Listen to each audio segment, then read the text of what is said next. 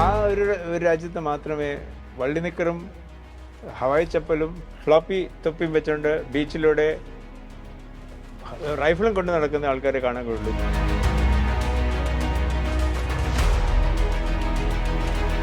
Israel ആദ്യത്തെ firing ചെയ്തപ്പോൾ ഒരു എയർഫോഴ്സിൻ്റെ ഹെഡ് ക്വാർട്ടേഴ്സിലെ ബ്രീഫിംഗ് റൂമിലോ കോൺഫറൻസ് റൂമിലാണ് അത് ചെല്ലുന്നത്. അവിടെ 9 എയർഫോഴ്സ് ഓഫീസേഴ്സ്, സീനിയർ എയർഫോഴ്സ് ഓഫീസേഴ്സിൻ്റെ കോൺഫറൻസ് നടക്കുമ്പോഴാണ് ചെയ്യുന്നത്.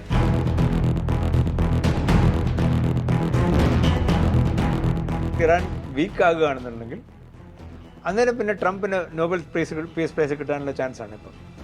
ട്രംപ് പറയാം ഇനി നമ്മൾ നെഗോഷിയേറ്റ് ചെയ്താലോ.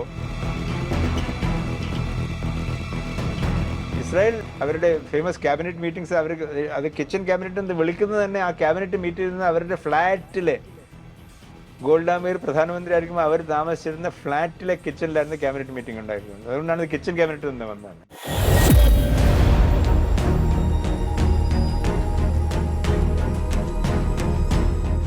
വാർ ആൻഡ് പീസിന്റെ ഈ ലക്കം ഇസ്രായേൽ ഇറാൻ സംഘർഷമാണ്. ഇതൊരു പൂർണ്ണ യുദ്ധമായി മാറുമോ? ഇത് ഗൾഫ് മേഖലയുടേതടക്കം സമാധാനം കെടുത്തുന്ന ഒന്നാവുമോ? ഇന്ന് നമ്മളോട് സംസാരിക്കുന്നത് പ്രതിരോധ വിദഗ്ധനായ ബ്രിഗേഡിയർ സനൽകുമാർ എൻ. കഴക്കൂട്ടം സൈനിക് സ്കൂളിൽ സ്കൂൾ വിദ്യാഭ്യാസം, പൂനെയിലെ നാഷണൽ ഡിഫൻസ് അക്കാദമി, ഡെറാഡൂണിലെ ഇന്ത്യൻ മിലിറ്ററി അക്കാദമി എന്നിവിടങ്ങളിൽ സൈനിക പഠനം, പരിശീലനം. സിഖ് ഇൻഫൻട്രി ബറ്റാലിയനിൽ ആദ്യ നിയമനം, പിന്നീട് ബീഹാർ റെജിമെന്റിലെ ഒരു ബറ്റാലിയൻ കമാൻഡ് ചെയ്തു. ചൈനയുമായി അതിർത്തി പങ്കിടുന്ന ലൈൻ ഓഫ് കൺട്രോളിൽ ഒരു ബ്രിഗേഡിനെയും നയിച്ചു.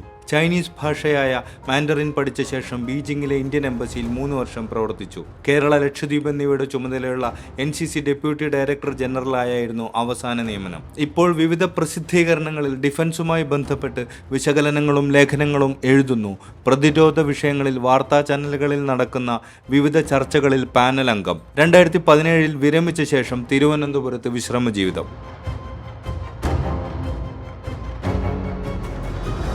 ഒരു രാജ്യം എന്ന നിലയിൽ ഇസ്രായേലിനെ കുറിച്ച് സാറിന്റെ ഒരു വിലയിരുത്തൽ എങ്ങനെയാണ്? നമ്മൾ മലയാളത്തിൽ പറയില്ലേ, തീയിൽ കൊടുത്ത വിത്താണ് വെയിലത്ത് പാടില്ല എന്ന് പറയുന്നത്. അങ്ങനെയുള്ള ഒരു രാജ്യമാണ് ഇസ്രായേൽ. ഒന്നുമില്ലാത്തിടത്ത് അന്യനാടുകളിൽ നിന്ന് ആളുകൾ വന്ന് താമസിച്ച് സർക്കാരില്ലാതെ സർക്കാരുണ്ടാക്കി, നിയമങ്ങളില്ലാത്തിടത്ത് നിയമങ്ങളുണ്ടാക്കി, ഭൂമി ഇല്ലാത്തിടത്ത് ഭൂമി ഉണ്ടാക്കി, മരുഭൂമി ആയിരുന്നിടത്ത് കൃഷി ചെയ്ത് ഇല്ലാതെ നിന്ന് ഉണ്ടാക്കിയെടുത്തൊരു രാജ്യമാണ് ഇസ്രായേൽ. അതുകൊണ്ടൊരു ഇംഗ്ലീഷിൽ പറയുകയാണെങ്കിൽ ടഫ് നട്ടാണ്, എളുപ്പമൊന്നും മടങ്ങാത്ത ഒരു രാജ്യമാണ്. തന്നെയല്ല, അവരുടെ മുഴുവനും അസ്തിത്വം അവരുടെ ജൂത ഹെറിറ്റേജാണ്, അവരുടെ ജ്യൂ ഹെറിറ്റേജാണ്. അതവർ സാമാന്യം നന്നായിട്ട് പ്രൊട്ടക്റ്റ് ചെയ്യുന്നുണ്ട്. ഇപ്പം നമ്മൾ 1948-50 വരെ ഇല്ലാതിരുന്ന ലാംഗ്വേജാണ്, അതായത് സംസ്കൃതം പോലെ ഉപയോഗത്തിൽ ഇല്ലാതിരുന്ന ലാംഗ്വേജാണ് ഹിബ്രു. അവരത് റിവൈവ് ചെയ്തത് മാത്രമല്ല, അവരുടെ എല്ലാ ഇൻക്ലൂഡിങ് TV, ഇൻക്ലൂഡിങ് എല്ലാം അത് ചെയ്യുന്ന മുഴുവൻ ഹിബ്രുവിലാണ് ചെയ്യുന്നത്. ആ ഒരു രാജ്യത്ത് മാത്രമേ വള്ളിനിക്കറും ഹവായി ചപ്പലും ഫ്ലോപ്പി തൊപ്പിയും വെച്ചുകൊണ്ട് ബീച്ചിലൂടെ റൈഫിളും കൊണ്ട് നടക്കുന്ന ആൾക്കാരെ കാണാൻ കഴിയുള്ളൂ, യുവാക്കളെ കാണാൻ കിട്ടുള്ളൂ. യുവാക്കൾ മാത്രമല്ല, വനിതകളെയും കാണാൻ കിട്ടുള്ളൂ.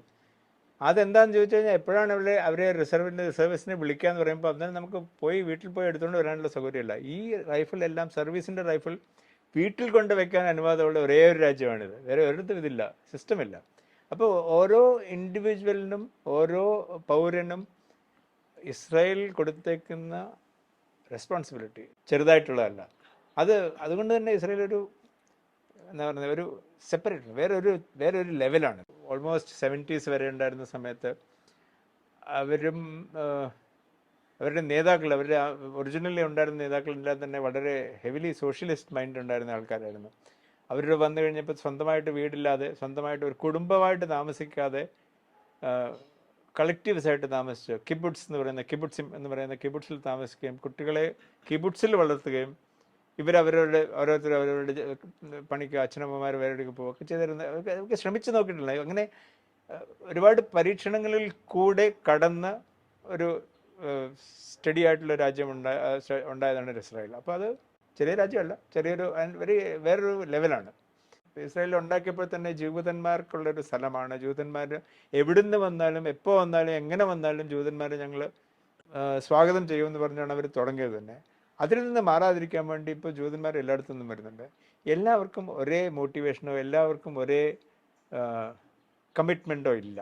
അതിൻ്റേതായ വ്യത്യാസങ്ങൾ അവരുടെ സമൂഹത്തിലും ചെറുതായി വരുന്നുണ്ട്. എന്നാലും ബൈ ആൻഡ് ലാർജ് ഇസ്രായേൽ ഒരു വളരെ ടൈറ്റ് നിറ്റ് ആയിട്ടുള്ളൊരു സൊസൈറ്റിയാണ്. ഈ പുതിയ കാലത്തെ ഇറാനെ കുറിച്ച് സാറിൻ്റെ ഒരു അഭിപ്രായം എങ്ങനെ? ഇറാൻ പറയുകയാണെങ്കിൽ അതിനെ ബെസ്റ്റ് പറയാവുന്ന ഒരു സിവിലൈസേഷണൽ സ്റ്റേറ്റാണ്.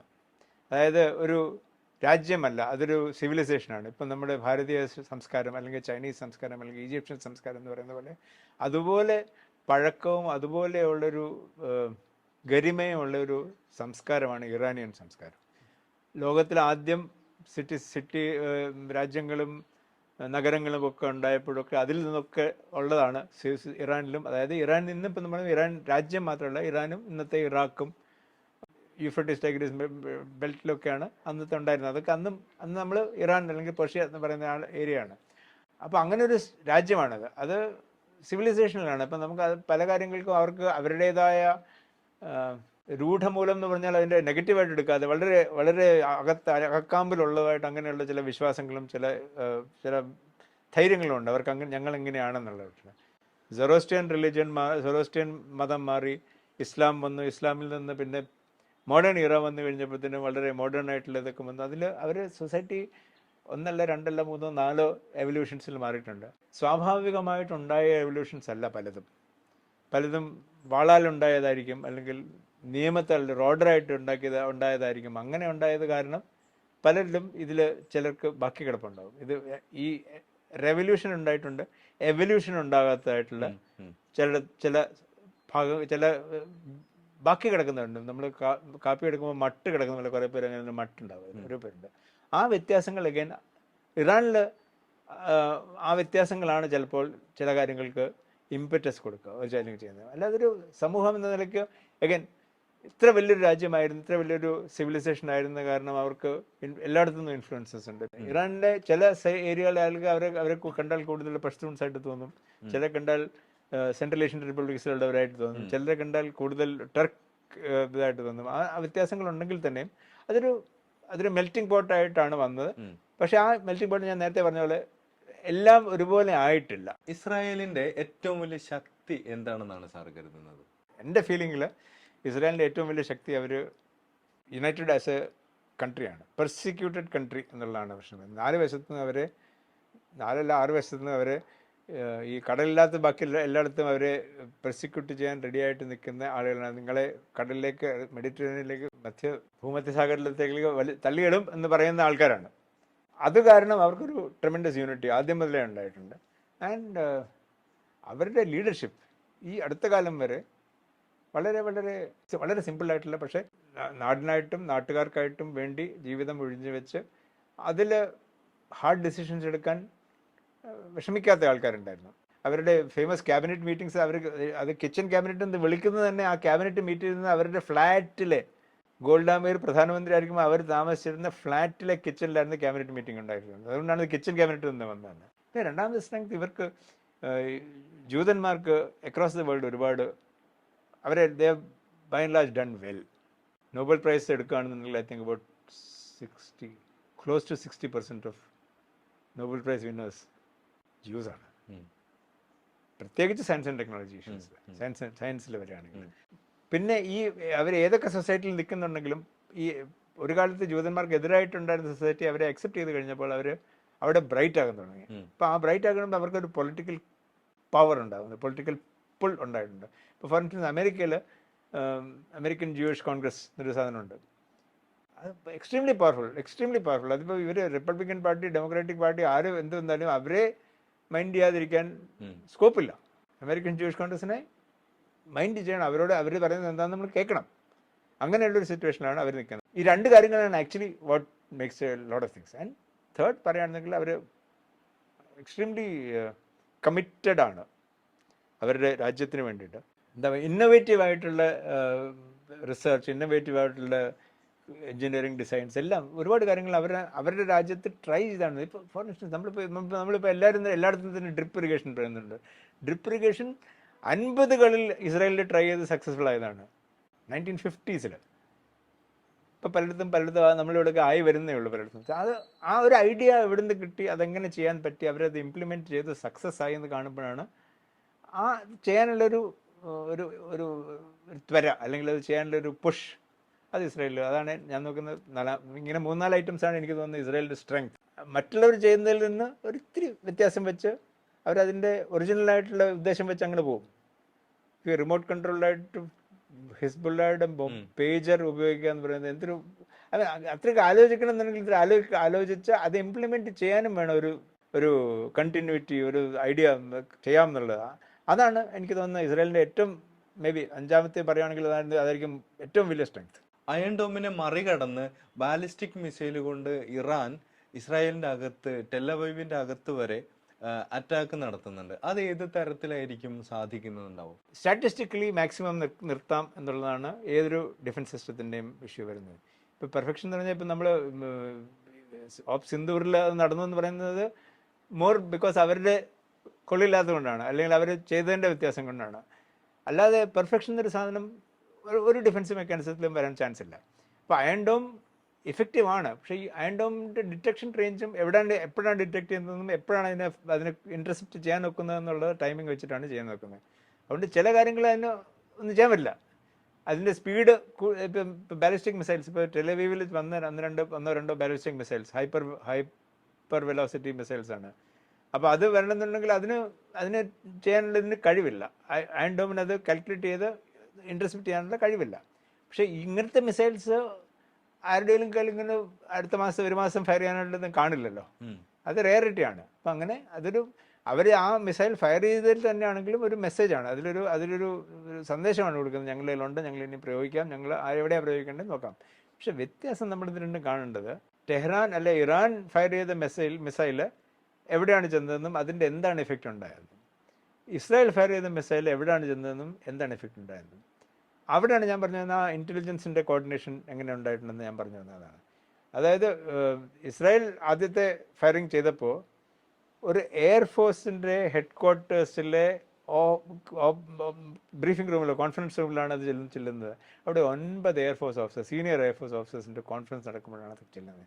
ആ കോർഡിനേഷനാണ് ഇപ്പോൾ വ്യത്യാസം കാണിക്കുന്നത്. പ്രത്യേകിച്ച് ഇസ്രായേലിൽ അവർ ഈ ചെറിയ രാജ്യമായതുകൊണ്ട് അതിന് ഒരിടത്തു നിന്ന് തുപ്പിയാൽ അപ്പുറത്ത് ചെല്ലാമെന്നുള്ളത് കാരണം കൊണ്ട് എല്ലാ എസ്റ്റാബ്ലിഷ്മെൻറ്റ്സിനും ബങ്കറുണ്ട്. എയർ റെയ്ഡ് സൈറൻ പോയി കഴിഞ്ഞാൽ ഓട്ടോമാറ്റിക്കായിട്ട് എല്ലാവരും ബങ്കറിലേക്ക് പോകുന്നതാണ്. അപ്പം നഷ്ടം സംഭവിക്കുന്ന 1-2 ഒക്കെയാണ് ഫെറ്റാലിറ്റീസ് ഉണ്ടാകുന്നത്. പക്ഷേ ഇറാനിൽ അങ്ങനെയല്ല സംഭവിച്ചത്. ഈ ഒരു സെറ്റ് ലീഡർഷിപ്പിനെ അവർ ടാർഗറ്റ് ചെയ്ത് ഇല്ലാതാക്കി.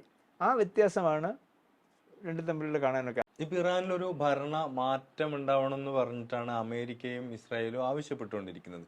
ഇറാനിലെ നിലവിലുള്ള ഭരണകൂടത്തിനെതിരായിട്ട് നിൽക്കുന്ന ശക്തികളെല്ലാവരും ഒരുമിക്കണമെന്നും എല്ലാവരും ചേർന്നിട്ട് ഈ ഭരണകൂടത്തെ താഴെത്തിറക്കണം എന്നാണ് പറയുന്നത്. അത് ശരിക്കും പോസിബിളാവോ? പ്രത്യേകിച്ച് പുറത്തു നിന്നുള്ള ഒരു ശക്തി ആക്രമിക്കുന്ന ഒരു സമയത്ത് ഇതുപോലുള്ളൊരു രാജ്യത്തിലുള്ള ജനങ്ങൾ ഒരുമിച്ച് നിൽക്കുമോ? അൾട്ടിമേറ്റ്ലി വേറൊരാൾ, അതായത് വെളിയിൽ നിന്ന് ഒരാൾ വന്ന് നമ്മളെ വടി കാണിച്ച് നമ്മളോട് വീട്ടിൽ നിന്ന് ഇറങ്ങിപ്പോന്ന് പറയുന്നത് നമ്മളങ്ങ് ചെയ്യുമോ എന്നുള്ള കാര്യം ക്വസ്റ്റ്യൻ മാർക്കാണ്. എനിക്ക് തോന്നുന്നില്ല ആകെ സംഭവിക്കുന്നത്. പക്ഷേ ഇതിന് ഓപ്പോസിറ്റ് സൈഡായിട്ട് പറയാമെന്ന് വെച്ചാൽ ഇറാനിന് കുറേ വർഷങ്ങളായിട്ട് ഇറാൻ സാങ്ഷൻസിലാണ്, അണ്ടർ സാങ്ഷൻസാണ്. അപ്പോൾ ഇറാൻ്റെ പ്രിൻസിപ്പൽ എക്സ്പോർട്ട്സ് അല്ലെങ്കിൽ ഫോറിൻ കറൻസി ഏർണിങ്സ് അതൊക്കെ വളരെ അവർക്ക് ആവശ്യത്തിലും വളരെ കുറവാണ്. അതുകൊണ്ട് അവർ ടൈറ്റായിട്ടാണ് വർക്ക് ചെയ്യുന്നത്. അവർക്ക് അതിനും ഒരുപാടില്ല. അവർക്ക് ഇൻഫ്ലേഷൻ ആണെങ്കിലും പണപ്പെരുപ്പും കോസ്റ്റ് ഓഫ് ലിവിങ് എല്ലാം അവർക്കാണെങ്കിലും എഫക്റ്റഡ് ആണ്.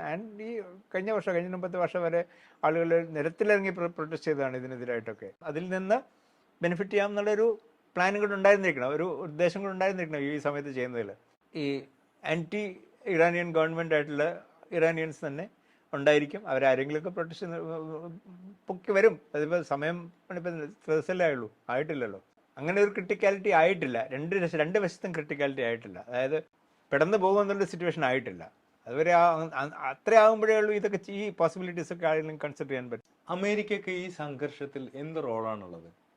അമേരിക്കയുടെ സപ്പോർട്ടില്ലാതെ, അല്ലെ അമേരിക്കയുടെ ബാക്കിംഗ് ഇല്ലാതെ, അമേരിക്ക അറിയാതെ ഇങ്ങനൊരു പരിപാടി ചെയ്യാൻ സാധ്യത വളരെ വളരെ കുറവാണ്. അത് അമേരിക്ക എത്ര നിഷേധിച്ചാലും അങ്ങനെയായിരിക്കും സംഭവിച്ചിരിക്കുക.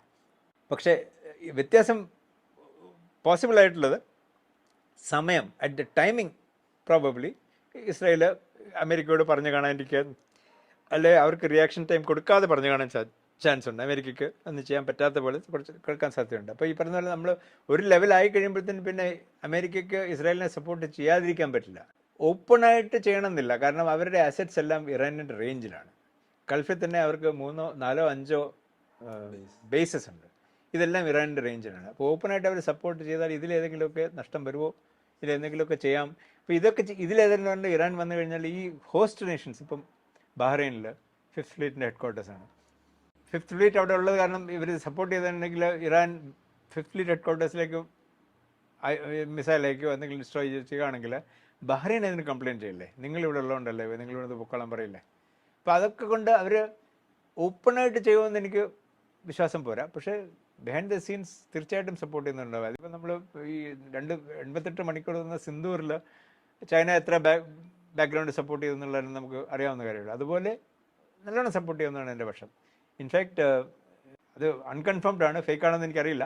ജർമ്മനിയുടെ ഏതോ ഒരു റീഫ്യൂലിംഗ് എയർക്രാഫ്റ്റ് ഇസ്രായേലിൻ്റെ പ്ലെയിനിനെ റീഫ്യൂൽ ചെയ്തതായിട്ട്, അത് ചെയ്തുകൊണ്ടിരുന്നപ്പോൾ അവർ സാധാരണ സൈലൻ്റ് ആയിട്ടാണ് ചെയ്യുന്നത്, റേഡിയോ സൈലൻസ് ആണ് വെച്ചുകൊണ്ടിരിക്കുന്നത്. ഇവരെപ്പോഴും അറിയാതെ ഓണായിപ്പോയി, അപ്പോൾ സിഗ്നൽ കണ്ടു എന്ന് പറഞ്ഞ് അങ്ങനെ ഒരെണ്ണം വന്നിട്ടുണ്ടായിരുന്നു. പിന്നെ എവിടെയോ ഇറാൻ്റെ മിസൈൽ ഇൻ്റർസെപ്റ്റ് ചെയ്യുന്നതിനിടയ്ക്ക് ജോർഡനിൽ നിന്ന് ഫയർ ചെയ്ത മിസൈൽസ് ഉണ്ടായിരുന്നു പറയുന്നത്. അതുണ്ടായിരുന്നു. ഇത് ശരിയാണോ എന്നറിയില്ല. ഇതൊക്കെ ഇന്നത്തെ കാലത്താകുമ്പോൾ ഇതൊക്കെ സത്യമാണോ ഫേക്കാണോ എന്നുള്ള കാര്യം നമുക്ക് പറയാനൊക്കില്ല. പക്ഷേ ഇതെല്ലാം പോസിബിലിറ്റീസ് ആണ്. ഈ പോസിബിലിറ്റി ഉണ്ടെങ്കിൽ ഇതൊക്കെ അമേരിക്കൻ സപ്പോർട്ട് വഴിയാണെന്ന് വെച്ചോളൂ. ഇതിപ്പോൾ ഇസ്രായേലിനോട് സ്നേഹം ഉണ്ടായിട്ടല്ല ഇവരാരും ചെയ്യുന്നത്. പക്ഷേ അഗൈൻ പ്രസിഡന്റ് ട്രംപ് ആയത് കാരണം പറയാനൊക്കില്ല. അദ്ദേഹം എങ്ങനെയാണ് ഒരു സിറ്റുവേഷൻ ഹാൻഡിൽ ചെയ്യുക എന്നുള്ള കാര്യം പറയാനാണ്. ഇസ്രായേൽ ഇറാൻ വിഷയമായിട്ട് ബന്ധപ്പെട്ട് കഴിഞ്ഞ കുറച്ച് നാളുകളായിട്ട് ട്രംപ് പറയുന്നത് പരസ്പര വിരുദ്ധം എന്ന് തോന്നാവുന്ന തരത്തിലത്തെ കാര്യങ്ങളൊക്കെയാണ്. സ്ട്രാറ്റജിക് ആയിട്ടുള്ള ഒരു സമീപനമായിട്ട് സാർ കരുതുന്നുണ്ടോ? ഇത് വേറെ ഒരാളാണെന്നെങ്കിൽ ചിലപ്പോൾ തന്ത്രപരമാണെന്നോ സ്ട്രാറ്റജിക് ആയിട്ടെന്നോ ടാക്ടിക്കൽ മൂവ്മെൻ്റ് ആണെന്നോ പറയാമായിരുന്നു. പക്ഷേ ട്രംപിൻ്റെ ഇതുവരെയുള്ള നമ്മൾ കഴിഞ്ഞ പ്രസിഡൻസിയിലും കണ്ടത്, ഇപ്പം ഇതുവരെയും 4-5 മാസമായിട്ട് കാണുന്നതിൽ അങ്ങനെ ഒരു സ്ട്രാറ്റജിക് തോട്ട് കൊടുക്കുന്ന ആളാണെന്ന് തോന്നുന്നില്ല. കാരണം അദ്ദേഹം സ്ട്രാറ്റജിക് പ്ലാൻ അല്ലെങ്കിൽ സ്ട്രാറ്റജിക് പ്ലാൻഡ് ആയിട്ട് ചില കാര്യങ്ങൾ ചെയ്യേണ്ടതായിട്ട് അദ്ദേഹത്തിൻ്റെ അഡ്വൈസേഴ്സ് പറയുന്നത് പോലും അദ്ദേഹം മൈൻഡ് ചെയ്യുന്നതായിട്ട് കാണുന്നില്ല. അദ്ദേഹത്തിന് അന്നേരം തല തോന്നുന്നതാണ് അദ്ദേഹം പറയുന്നത്. അതുകൊണ്ട് and more than anything else അദ്ദേഹം സ്വയം ഒരു ബിസിനസ്മാൻ ആണെന്നും സ്വയം ഞാനൊരു ഡീൽ മേക്കറാണെന്നും അഗ്രിമെൻ്റൊക്കെ ഒക്കെ എത്താനാവും സ്വയം ഒരു ഡീൽ മേക്കറാണെന്നും അതിലും ഇത് രണ്ടിലും ഉപരി സ്വന്തമായിട്ട് ഇതിൽ എന്തെങ്കിലും പ്രോഫിറ്റ് ചെയ്യാമോ എന്നുള്ളതും ഒരു ഇഷ്യൂ ഉണ്ടെന്നാണ് ഇപ്പം നമുക്ക് ഇത് ഈ 5-6 മാസം കൊണ്ട് കാണാനൊക്കെ. ട്രംപ് ഇത് ഏതെങ്കിലും തരത്തിൽ സെറ്റിൽ ചെയ്യാൻ സാധ്യതയുണ്ടോ ട്രംപിൻ്റെതായിട്ടുള്ള ലെവലിൽ? തീർച്ചയായും സെറ്റിൽ ചെയ്യാൻ സാധ്യതയുണ്ട്. ഒരു ലെവലായി ഈ പറഞ്ഞ നമ്മളൊരു ഒരു ഒരു ക്രിട്ടിക്കൽ സിറ്റുവേഷനിൽ എത്തിക്കഴിയുമ്പോൾ ട്രംപായിക്ക് ഓഫർ ചെയ്യാം, തീർച്ചയായിട്ടും ഓഫർ ചെയ്യാം. അതായത് ഇറാന് ഇതിൽ കൂടുതൽ ചെയ്യാൻ പറ്റില്ല എന്നുള്ള സിറ്റുവേഷൻ ആയി കഴിയുമ്പോൾ അദ്ദേഹത്തിൻ്റെ അമേരിക്കൻ ബേസുകൾ സേഫ് ആണെന്ന് അമേരിക്കൻ അസസ്മെൻ്റ് ഉണ്ടായാൽ ട്രംപിന് ഓഫർ ചെയ്യാം. നോക്കൂ, നിങ്ങൾ സെറ്റിൽ ചെയ്യുക, അല്ലെങ്കിൽ ഞാൻ ഇൻവോൾവ് ആകേണ്ടി വരും, അമേരിക്ക ഇൻവോൾവ് ആകേണ്ടി വരും എന്ന് പറഞ്ഞ് അത് ആ ഡിസിഷൻ അവർ തന്നെ എടുക്കാനൊക്കെ ഉള്ളൂ.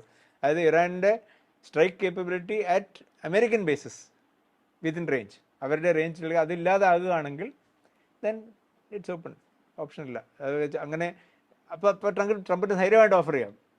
നമ്മളെ ഒന്നും ചെയ്യില്ല എന്നറിയാവുന്നതുകൊണ്ട് നമുക്ക് ധൈര്യമായിട്ട് ഓഫർ ചെയ്യാം, നമുക്ക് നെഗോഷിയേറ്റ് ചെയ്തില്ലെങ്കിൽ എനിക്ക് പാർട്ടിസിപ്പേറ്റ് ചെയ്യേണ്ടി വരും എന്ന് പറയാം. ചൈനക്ക് ഈ സംഘർഷത്തിൽ ഏതെങ്കിലും തരത്തിൽ റോൾ ഉണ്ടെന്ന് സാറിന് തോന്നുന്നുണ്ടോ? ചൈനയ്ക്ക് പ്രത്യക്ഷമായിട്ട് റോളൊന്നും ഇല്ല, ഇവിടെ കണ്ടിട്ടില്ല, ഇതുവരെ ഒന്നും പറഞ്ഞിട്ടില്ല. അപ്പാർട്ട് ഫ്രം നോർമൽ സ്റ്റേറ്റ്മെൻറ്റ്സ് അല്ലാതെ ഒന്നും പറഞ്ഞിട്ടില്ല. പക്ഷേ ചൈനയുടെ ഒരു ഓയിൽ ഇമ്പോർട്ടിൻ്റെ ഏതാണ്ട് ഒരു 18%, സോ 5-1 ഇറാനിൽ നിന്നാണ് വരുന്നത്. ആൻഡ് ചൈനയ്ക്ക് മറ്റേ സെൻട്രൽ ഏഷ്യൻ റിപ്പബ്ലിക്സ്, അതായത് ഫോമർ സോവിയറ്റ് യൂണിയൻ്റെ സെൻട്രൽ ഏഷ്യൻ റിപ്പബ്ലിക്, ഈ സ്ഥാൻ states Kazakhstan, Kyrgyzstan, Uzbekistan, Turkmenistan വഴി ഡയറക്റ്റായിട്ട് ലാൻഡ് ആക്സസ് ഉണ്ട് ഇറാനുമായിട്ട്, ഡയറക്റ്റ് ലാൻഡ് ആക്സസ് ഉണ്ട്. ഇത് ഉപയോഗിച്ച് അവർ ഓയിൽ കൊണ്ടുപോകാനും ഓയിൽ ഡിപ്പെൻഡൻസി മെയിൻറ്റെയിൻ ചെയ്യാനും അവർക്ക് അതിൽ ഇൻട്രസ്റ്റ് ഉണ്ട്. സോ അതുകൊണ്ട് അവർക്ക് ഇറാനിലെ ഒരു ഭരണമാറ്റം വന്ന് ഒരു കംപ്ലീറ്റ്ലി പ്രോ വെസ്റ്റ് വരികയാണെന്നുണ്ടെങ്കിൽ ചൈനയ്ക്ക് കിട്ടാതെ വരുമെന്നുള്ള കാര്യം അവർക്ക് ടെൻഷൻ ഉണ്ടാവും. അവർ തീർച്ചയായിട്ടും അതിനുള്ള ഇടപാട് ചെയ്യുന്നുണ്ടാവും. അതുകൊണ്ട് ചൈന ഡെഫിനറ്റ്ലി ബാക്ക്ഗ്രൗണ്ട് സപ്പോർട്ട് തീർച്ചയായിട്ടും ഉണ്ട്. അഗൈൻ ഈ കഴിഞ്ഞ ആഴ്ച ഈ 3-4 ദിവസം മുമ്പ് ചൈനയുടെ ഒരു മിലിറ്ററി എയർക്രാഫ്റ്റ് എവിടെയോ ലാൻഡ് ചെയ്തെന്നോ പോയെന്നൊക്കെ പറഞ്ഞ് കേൾക്കുന്നുണ്ട്. ഇതഗൈൻ ഇൻഫർമേഷൻ ആവാം, മിസ്ഇൻഫർമേഷൻ ആവാം, രണ്ടും അറിഞ്ഞുകൂടാ. പക്ഷേ പോസിബിൾ, ക്വൈറ്റ് പോസിബിൾ. ആൻഡ് അവർക്ക് ഈ സർജ് കേപ്പബിലിറ്റി ഔട്ട്പുട്ടിൽ, അതായത് ഡ്രോൺസ് ആണെങ്കിലും ഈ ലോയിറ്ററിങ് മ്യൂണിഷൻ ചെറുതൊക്കെ ആണെങ്കിലും അവർക്ക് കഴിവുണ്ട്. അപ്പം നമുക്ക് ഇറാന് ആവശ്യമുള്ളത് അവർക്ക് പ്രൊവൈഡ് ചെയ്ത് കൂടായികയില്ല. ഇറാൻ ഇപ്പോൾ പറഞ്ഞ പോലെ എല്ലാവരും അവർക്ക് ആവശ്യമുണ്ടെങ്കിൽ അവർ കാശ് കൊടുത്ത് വാങ്ങിക്കാമല്ലോ. ആൻഡ് ചൈന പറയുന്നത് നമ്മൾ ബിസിനസ്സാണ്, നമ്മളോട് ചോദിച്ചു നമ്മൾ കൊടുത്തു എന്ന് പറഞ്ഞാൽ മതിയല്ലോ. അപ്പോൾ അതിൽ സപ്പോർട്ടിൻ്റെ അല്ലെങ്കിൽ പൊളിറ്റിക്കൽ സപ്പോർട്ടിൻ്റെ കാര്യം വരുന്നില്ല. അങ്ങനെ ചെയ്യാൻ അവർ ചെയ്തിട്ടുള്ളതാണ്. ഇത് ബർമയിൽ ഫോർ ഇൻസ്റ്റൻസ് ചൈന ചെയ്യുന്നത് രണ്ട് വശത്തും റിബൽസിനും കൊടുക്കുന്നുണ്ട്, ഗവൺമെൻറ്റിനും കൊടുക്കുന്നുണ്ട്, രണ്ടുപേർക്കും ഇഷ്ടംപോലെ വെപ്പൺസ് കൊടുക്കുന്നുണ്ട്. അതുപോലെ അവർക്ക് ഇവിടെ ചെയ്യാവുന്ന കാര്യമാണ്, വലിയ പ്രശ്നമുള്ളതല്ല. പിന്നെയുള്ള ഒരു സ്റ്റേക്ക് ഹോൾഡർ ഗൾഫ് മേഖലയിലുള്ള രാജ്യങ്ങളാണ്. ഈ ഗൾഫ് രാജ്യങ്ങളിൽ ഇത് ഏതെങ്കിലും തരത്തിലുള്ള പ്രശ്നങ്ങൾ ഉണ്ടാക്കുന്ന സാറിന് തോന്നുന്നുണ്ടോ? ഇല്ല, എനിക്ക് തോന്നുന്നില്ല. ഓണസ്റ്റ്ലി എനിക്ക് തോന്നുന്നില്ല. കാരണം ഗൾഫ് രാജ്യങ്ങൾ ഇപ്പം എല്ലാവരും തന്നെ ഒരു ലെവൽ എത്തിയിരിക്കുകയാണ്. ഗവൺമെൻറ്റിൽ ട്രാൻസ്പെറൻസി, എക്കണോമിക് ബൂം ഒക്കെ ആയിരിക്കുകയാണ്. അപ്പോൾ ഇത് ഇസ്രായേലിനെ സപ്പോർട്ട് ചെയ്യുമോ, അമേരിക്കയെ സപ്പോർട്ട് ചെയ്യുമോ, ഇറാനെ സപ്പോർട്ട് ചെയ്യുമോ, ഏതെങ്കിലും ഒരിടത്ത് സപ്പോർട്ട് ചെയ്ത് കഴിഞ്ഞാൽ അവർക്ക് നഷ്ടമുണ്ടാകാം, അവർക്ക് നാശനഷ്ടങ്ങൾ ഉണ്ടാകാം എന്നൊരു ഭയം അവരെ തീർച്ചയായിട്ടും വിട്ടുമാറില്ല, ഉണ്ടാവും. അതുള്ളിടത്തോളം കാലം അവർ ഇതിൽ കൂടുതൽ ഇൻവോൾവ് ചെയ്യാമെന്ന് എനിക്ക് തോന്നുന്നില്ല. അഗൈൻ ഫൈനാൻഷ്യൽ ബാക്ക്ഗ്രൗണ്ട് ആ സപ്പോർട്ടൊക്കെ കൊടുക്കുമായിരിക്കും, എന്നാലും അത് അൺലൈക്ലി. ബിക്കോസ് വെസ്റ്റ് ഏഷ്യയിൽ ഇപ്പോൾ പശ്ചിമേഷ്യ നമ്മൾ നോക്കുകയാണെന്നുണ്ടെങ്കിൽ ഒരു കാലത്ത് ഇസ്ലാമിക് വേൾഡ് ആണെന്ന് പറയുന്നത്, ഇസ്ലാമിക് ക്രിസൻറ്റ് എന്ന് പറഞ്ഞിട്ടുള്ള സ്ഥലമാണ്. ഇസ്ലാമിക് വേൾഡിൽ സുപ്പീരിയോറിറ്റി പറഞ്ഞുകൊണ്ടിരുന്ന ഒരു സമയത്ത് സൗദി അറേബ്യ ആയിരുന്നു. സൗദി അറേബ്യയാണ് എന്താ പറയുന്നത്, കീപ്പർ ഓഫ് ദ കാബ. അത് കാരണം അവർ ആണ് ഏറ്റവും വലുതെന്ന് പറഞ്ഞുകൊണ്ടിരുന്നു. പിന്നെ ഒരു കാലത്ത് ഇറാൻ ഇതിനൊരു കോമ്പറ്റീറ്ററാണ്. അവർ വേറൊരു ഡിസിപ്ലിൻ ആണെങ്കിൽ തന്നെയും അവർ ഇസ്ലാമിക് പവർ അവർക്കുണ്ടെന്നുള്ളതാണ് അവർ ഇതെല്ലാം പറയുന്നത്. ഇപ്പോൾ ഈയിടെയായിട്ട് ടർക്കിയും ഇതിനൊരു കണ്ടൻറ്ററാണ്. ഈ 3 പേരും ഈ ഇസ്ലാമിക് പവറിൻ്റെ വെസ്റ്റ് ഏഷ്യയിൽ കണ്ടൻറ്റേഴ്സാണ്. ആൻഡ് എല്ലാവരും തന്നെ അങ്ങോട്ടും ഇങ്ങോട്ടും കുതികാൽ വെട്ടുന്ന കൂട്ടത്തിലാണ്, അതില്ലാതിരിക്കുന്നില്ല, എല്ലാവരും അത് ചെയ്യുന്നതാണ്. അതുകൊണ്ട് അതൊരു അമേരിക്കയ്ക്കോ ഇസ്രായേലിനോ അതൊരു വളരെ പോസിറ്റീവുള്ള ഐറ്റമാണ്. എന്ന് വെച്ചാൽ ഇവർ എല്ലാവരും കൂടി ഒരുമിച്ച് എന്തായാലും ഒന്നും ചെയ്യാൻ പാടില്ല. ഇതിലെല്ലാം ഇപ്പോൾ 73-ലാണ് ഏറ്റവും ക്ലോസ് ആയിട്ട് അറബ് കൺട്രീസ് എല്ലാവരും കൂടി ഒരുമിച്ച് വന്നത്. അന്നേ ചെയ്യാനെടുത്തില്ലെങ്കിൽ ഇന്നിപ്പം വിഷമാണ്. I don't think so. Principal എൻ്റെ ആദ്യത്തെ റീസൺ എന്തുകൊണ്ടാണ് ചെയ്യില്ല എന്ന് പറഞ്ഞാൽ എന്താണെന്ന് വെച്ചാൽ അവർക്ക് നാശനഷ്ടങ്ങൾ ഉണ്ടാകും, അവരുടെ എക്കണോമിക് ലോസ് ഉണ്ടാകാൻ ചാൻസ് ആണ്. ഏത് സൈഡിനെ സപ്പോർട്ട് ചെയ്താലും, മറ്റേ സൈഡ് തിരിച്ചടിച്ചാലോ, അതുകൊണ്ട് അത് ചാൻസ് കുറവാണ്. എനിക്ക് തോന്നുന്നില്ല. ഈ സംഘർഷം എങ്ങനെ തീരുമെന്നാണ് സാർ കരുതുന്നത്? കുറച്ച് നാൾ കണ്ടിന്യൂ ചെയ്യും. കുറച്ച് നാൾ കണ്ടിന്യൂ ചെയ്യുന്നതിൻ്റെ ഇടയ്ക്ക് ആദ്യം ഇസ്രായേലിൻ്റെ സൈഡ് പറയുകയാണെങ്കിൽ ഇസ്രായേലിൽ ടാർഗറ്റഡ് എലിമിനേഷൻസ് ചെയ്യാൻ നോക്കും. Targeted eliminations starting from Khamenei, missile അല്ലെങ്കിൽ ഡ്രോൺ അല്ലെങ്കിൽ അങ്ങനെയൊന്നും ആവണമെന്നില്ല, അല്ലാതെ തന്നെ മൊസാദ് ഏജൻസി ഉണ്ടല്ലോ, ഇത്രയും നടന്നല്ല, അവർക്ക് എന്തെങ്കിലും അങ്ങനെയൊക്കെ ആവാം. പിന്നെ ഇവർ തമ്മിൽ ഇറാനകത്തുള്ള ഡിസിഡൻസിനെ ഉപയോഗിക്കാനും ചാൻസ് ആണ്. ഇസ്രായേലിൻ്റെ സൈഡ് പറയുകയാണ് ഞാൻ. അപ്പോൾ അങ്ങനെ ഒരു സിറ്റുവേഷൻ വരികയാണെങ്കിൽ ഇറാൻ വീക്ക് ആകുകയാണെന്നുണ്ടെങ്കിൽ അന്നേരം പിന്നെ ട്രംപിന് നോബൽ പീസ് പ്രൈസ് കിട്ടാനുള്ള ചാൻസ് ആണ്. ഇപ്പം ട്രംപ് പറയാം ഇനി നമ്മൾ നെഗോഷിയേറ്റ് ചെയ്താലോ എന്ന് പറയുകയും വീക്ക് ഇറാൻ അന്നേരം ഇതിന് നെഗോഷിയേഷൻ ടേംസ് അംഗീകരിക്കാനും ചാൻസ് ആണ്. ഇസ്രായേലിന് മേൽക്കൈ ഉണ്ടെങ്കിൽ, ഈ നമ്മൾ പ്ലാൻ ചെയ്ത് നമ്മൾ ഈ പറഞ്ഞ മേൽക്കൈ ഈ കാര്യങ്ങളെല്ലാം നടന്നെങ്കിൽ, ഇനി തിരിച്ചു വരികയെന്നിരിക്കട്ടെ, ഇറാന് ഏരിയ കൂടുതലുണ്ട്, ഫെസിലിറ്റീസ് കൂടുതലുണ്ട്, ആൻഡ് ബാക്ക്ഡോർ സപ്പോർട്ട് റഷ്യയെന്നോ ഇറാനെന്നോ റഷ്യയെന്നോ ചൈനയെന്നൊക്കെ കിട്ടാവുന്നതാണ്. കിട്ടുകയാണെങ്കിൽ ആൻഡ് അവർ ഇത് നീട്ടിക്കൊണ്ട് പോയി ഇസ്രായേലിൽ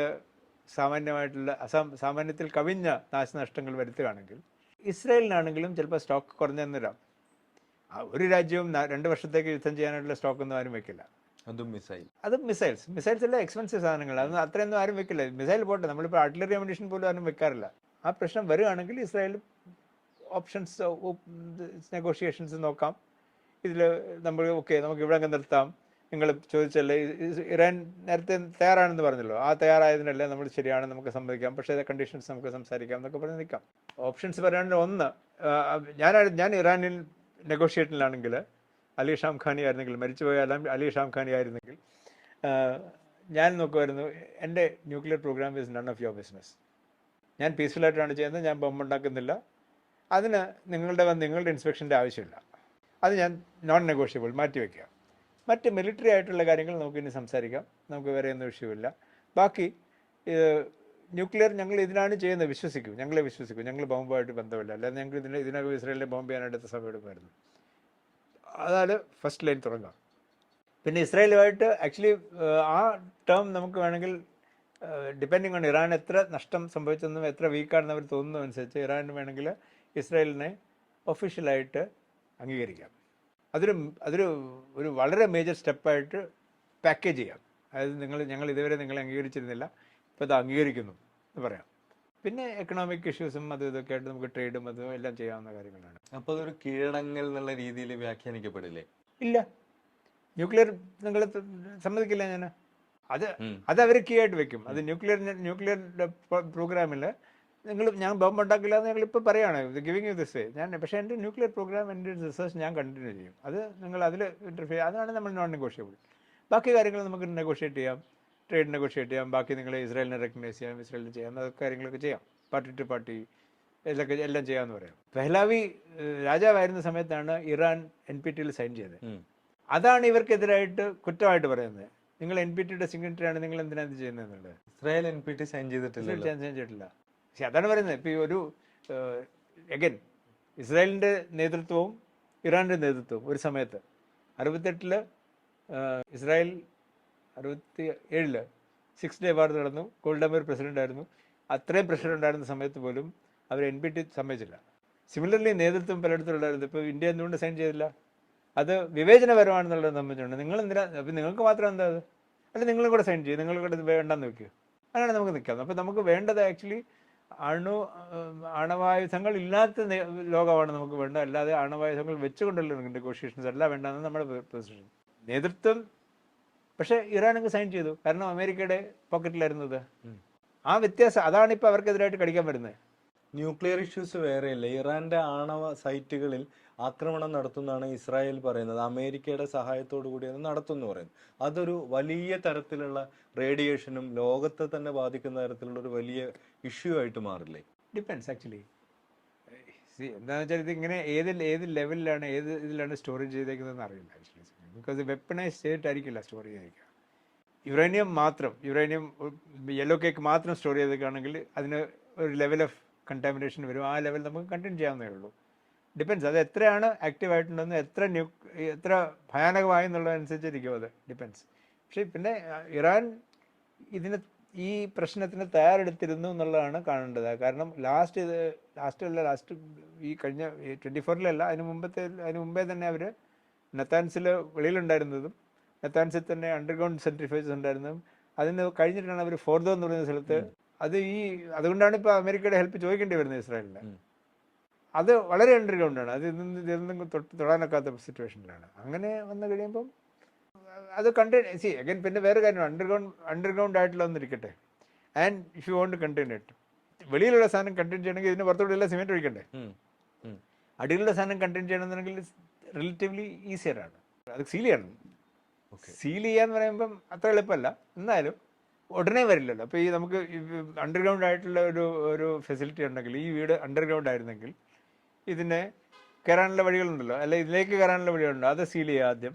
പിന്നെ അതിൻ്റെ പുറത്ത് ചെർണോബിലൊക്കെ ചെയ്തപ്പോൾ അത് ഓവർഗ്രൗണ്ട് ആയിരുന്ന സ്ഥലത്ത് മുഴുവൻ ഒരു സിമെൻറ്റ് ഇട്ട് 3 ലെയർ അതൊക്കെ ഇട്ട് അങ്ങനെയൊക്കെയാണ് ചെയ്തത്. ആ കാര്യങ്ങൾ അണ്ടർഗ്രൗണ്ട് ഫെസിലിറ്റി ചെയ്യാൻ എളുപ്പമാണ്, റിലേറ്റീവ്ലി എളുപ്പമാണ്. എളുപ്പമെന്ന് പറയാൻ പറ്റില്ല, റിലേറ്റീവ്ലി എളുപ്പമാണ്. അത് ചെയ്യാവുന്ന കാര്യമേ ഉള്ളൂ.